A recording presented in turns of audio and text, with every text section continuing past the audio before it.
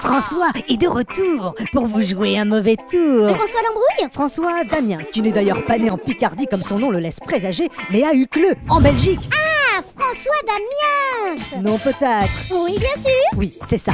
Si sa carrière cinématographique a connu une envolée depuis le début des années 2000, avec L'Arnaqueur, Dick Henneck, Le Tout Nouveau Testament, Le Petit Nicolas, Ôtez-moi d'un doute, La Famille Bélier, et j'en passe, le doute ne nous est plus permis. Cette fois-ci, il revient sur grand écran en tant qu'acteur et réalisateur dans un registre qui a fait son succès et qu'il maîtrise à la perfection. Les caméras cachées! Oui, et dans Monquête, toutes les scènes sont des caméras cachées avec des gens qui ne savent pas qu'ils jouent dans un film. Je suis culottée. Et ce n'est pas la fesse.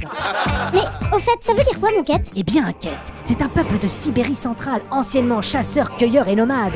Dis, Poupole, ça veut dire quoi, inquiète? Inquiète, mot argotique belge qui signifie un gars, un jeune, un gosse.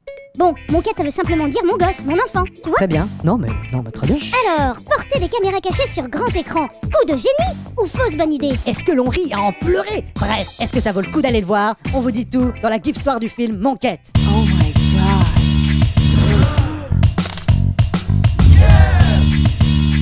Dans Monquête, Dany Versavel est un personnage sans filtre et sans pudeur, une figure du banditisme, ratée à défaut d'être grande et qui purge sa peine en prison. Pour Sullivan, 15 ans, son fils, ça n'est pas ça être un papa. Un papa, ça ne fait pas le caïd derrière les barreaux. Un papa, c'est présent. Et si Dany l'a bien compris, il l'a peut-être compris de travers puisqu'il décide de prendre la poudre d'escampette et de s'évader de prison.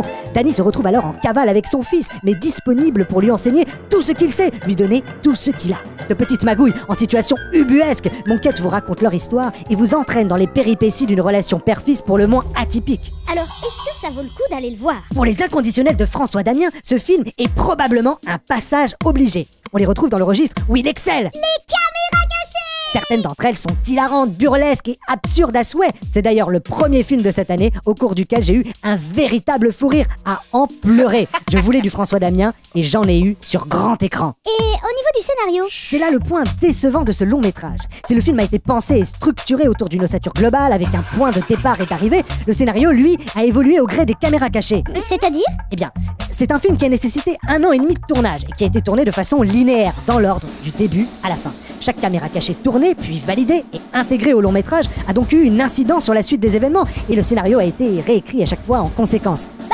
Un scénario, par définition, ça s'écrit! Oui, précisément. Et si l'idée tenait lieu d'expériences cinéphiles exotiques et intéressantes, l'exécution, elle, ne convainc malheureusement pas. Et on ne développe jamais réellement d'empathie pour la relation entre Dany et son fils. Tant et si bien que Sullivan disparaît peu à peu à mesure que le film progresse et que l'on se demande si le quête n'est pas aussi caché que les caméras. Au final, difficile de dire si ce film est plus que la somme des caméras cachées qui le composent. Dans un film où le personnage de Dany Versavel a des airs de Borat belge et où les situations délirantes s'enchaînent, on a néanmoins eu de véritables éclats de rire à en pleurer. Et ça, c'est déjà pas mal. Attendez, ne partez pas! Une histoire, ça se partage. Mettez-nous un pouce. Ou un commentaire.